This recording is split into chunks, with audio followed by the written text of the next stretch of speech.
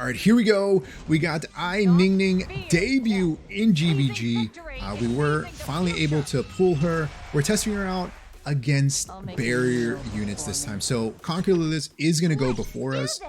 We do have her on Wondrous Potion Vial because she is a Soul Weaver that doesn't have a heal and doesn't have a cleanse, which is very unfortunate.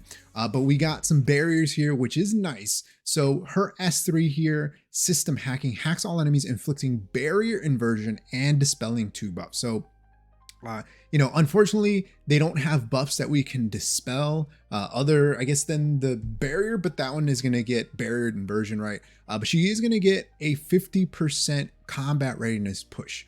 And when the target is granted a barrier, she's going to double. So it's pretty much like 100% combat readiness push. So she'll get like a full turn, right? So we'll go ahead and S3 here. Let's see what happens. Okay, decent damage. Very nice. So we'll go ahead and I guess S2 this time. So butterfly effect. Attacks the enemy, decreasing combat readiness by 30%. Increases attack of the ally with the highest attack, except for the caster, for 2 turns. I think we'll still do it, right? We'll go on the Maid Chloe. We are 200 effectiveness, so that's the build that she's on. Not insanely fast. I think we have her built at maybe like 255 speed. So we are gonna go turn 2. So that's why we brought her with Wondrous Potion Vial. So we'll see if we can get a stun here. No stun, that's fine.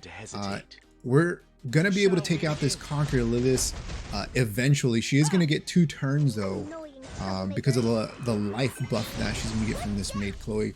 But I think we're gonna be fine, right? High effectiveness hopefully ensures that we can get the pushbacks, we can get the strips, and potentially the stuns, right? And so now our attack break here is gone from that Spectenate, which is pretty nice. This stun chance, increase effect chance to 100%. So I think we can 100% stun this, right? Hit him with the bear and the dual attack. Very nice. All right. So we get to save our Crow for a little bit. I think we soul burn here. Let's go ahead and take her out one time. And then we'll take her out one more time here. So we'll take out that Conquer Lilias. And then we can focus down that Maid Chloe, right? So we'll S1 here. This Violet eventually, we'll take that dual attack too. This Violet though will eventually destroy himself. So as you can see, she already cycled back to her butterfly effect. It's a 2-turn cooldown, which is pretty nuts, right? Because she's getting that CR manipulation of herself from the S3 and then going back into the S2. So I think we can potentially push this back again, the Maid Chloe. Okay, very nice. We push up our Spectenate. We'll go ahead and S1 the Maid Chloe. I don't know if this kills. Attack buff, does this kill? Okay, kills, very nice. And then we can horse. We got S3 up again, but we'll save the horse because we want to see another Ningning S3, right? So we'll go ahead and S3, even though this isn't going to do really anything, right? Because there's no barriers, but works pretty good with or against Conquer Lilias, right? Because she is getting that that barrier inversion off because Conquer Lilias puts barrier on herself and the unit with the highest HP, I believe. And so we can finish off this Maid Chloe here with a continuous attack buff, right? So you could, depending on how fast you are, how fast you play her, you can always get that attack buff. All right, here we go. Next, fight up Ningning into some more barriers. So the great thing here is that we don't have any buffs, right? So we can't activate this Rimuru. It's all just CR push manipulation. We get some damage. So let's see what happens here, right? Hopefully we don't proc anything. We do get an extra turn. But we will proc the Rimuru from the S2, right? Because we are going to get, what, attack buff? No, we won't. Our APOC Ravi won't go until after. So here we can increase the attack and push back. I think we'll push back. Let's see. Do we push back the CC? I think we might have to, right? So that we can defense buff. Yeah, we'll push back the CC. Again, 200 effectiveness. but we get resisted there. Dust to dust. They do get attack buff here, which is very unfortunate. I think we have to S3, right? I think we just S1. We're gonna S1 here. They're gonna get attack buff. He's gonna hit us with attack buff, defense break here. It's gonna be a feels bad, but I think we should be okay. We'll see. Okay, we'll be able to defense buff, which is not too bad here. No counters. That's a lot of barrier. Magic for friends, that's not good either. Okay. We gotta go S1. Hopefully no counters here. And then potentially a stun. No stun. So someone is dead here. Is Ningning gone? Okay, Ningning is gone. That's fine. Hopefully we can bring her back. All right, we'll S3 here. I'm pretty sure we can get the kill, but we'll see. Okay, Ningning is back. We can S2. Let's see. Because both of these are going to...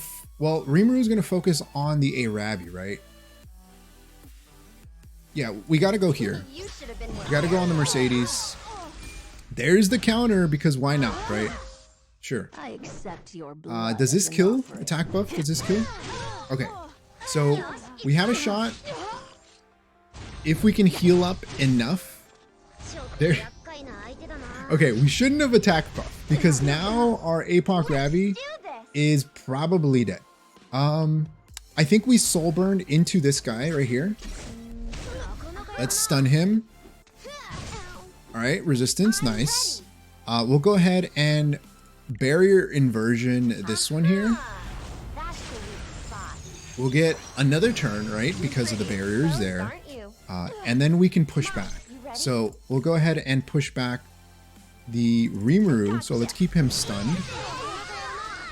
Very nice. And I think we'll keep working here. We got to take out the Rimuru before he can cycle back, right? Because we got another barrier there. Let's go ahead. We're supposed to soul burn. No. Ashes to ashes. No, we misplayed. Okay. We win if we get the kill here. Counters? No. Feels bad, man. Let's see. We got a shot. S3 here, but we die to this. Even if we kill here, do we bring Ningning back? We don't bring Ningning back. Maybe the provokes? No provokes? Yeah. Well, we tried with Ningning. She did pretty well. If we would have soul burned, if we wouldn't have misplayed and soul burned the S1, I think we would have won because we would have got the stun on the Rimuru and then would have been able to follow up. But I mean, we still get the win, just unfortunate. So here she is, ae-Ningning. We have her at close to 260 speed, 259, 15k HP, 1.2k defense, so some bulk, some survivability, and then we have her at 200 effectiveness on Wondrous Potion Vial because she doesn't have a cleanse, and the units we were looking to bring her into were going to either like attack break us or potentially provoke us. I think if anything, she should have at least a cleanse or like a partial cleanse or a reduce debuff duration or something like that in her kit. I think that would make her just a little bit more viable as a support. But I think she is really strong into these barrier units. You know, I see a lot of comparisons to Desert Jewel Basar DJB, who is another Soul Weaver who has this barrier inversion specific skill. But she does strip 2 debuffs. I feel like she's more of an offensive Soul Weaver, right? Because DJB does have like a healing. She doesn't have any healing or Cleanse, which can hurt if you're not playing aggressively. But she gets pretty much an instant turn if they do have this, if they do play with barriers and you're able to get this barrier inversion off. And then that lets her cycle really, really fast into her butterfly effect. And so that's why we built her with a lot of effectiveness so that we can push back on the S2 here, increase attack and potentially push back. Now keep in mind, you can always get 15%ed and still resisted on the pushback. The S1 is a feels bad. We didn't get a chance to soul burn that one time, but it does increase the effect chance to 100%. Now keep in mind, you can still get 15%ed from this. This doesn't mean that it ignores effect res. I don't know if that would be too broken. Ignore effect res on a stun. Maybe that would, I'm not too sure. But I think this is definitely worth getting up to the +3 effect chance. So ideally you do want her +3 on the skill 1. So you can get those stuns because when you do stun, it does increase her combat readiness by 20%. So the faster that you build her, the more turns that she's gonna cycle through.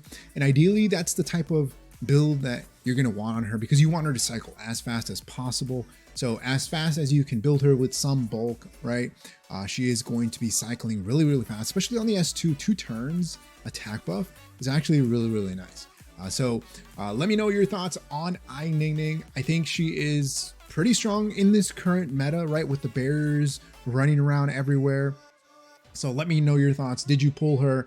Are you fully triple S-ing her? I think that she's worth just 1. Effectiveness isn't that impactful compared to Winter, which is crit chance imprint, right? But let me know your thoughts in the comment section below. Like always, if you haven't enjoyed the video, hit that like button. If you haven't subscribed, hey, think about subscribing. It really helps the channel grow and reach more people like you who like content like this. Like always, thanks for watching, and I'll see you next time. Peace.